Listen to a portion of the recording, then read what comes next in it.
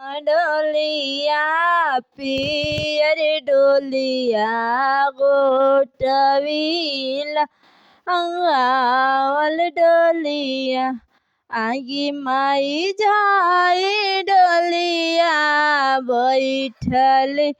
कौन हो बेटी सुसुकी सुसुकी रोवे के करा सुसुकी सुसुकी रोवे लाल डोलिया पियर हो डोलिया गोटवी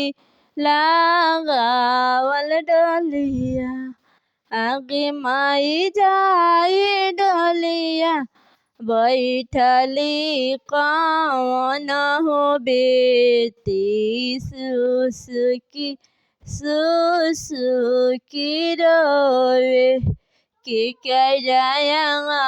बैठ बोया माँ के करा से बोल बोया माँ आहो या माँ के करा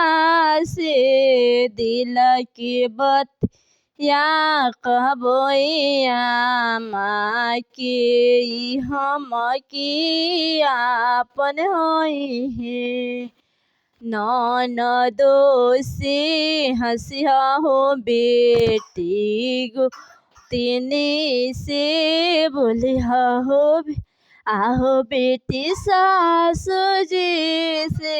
सभवतिया कहिया हो बेटी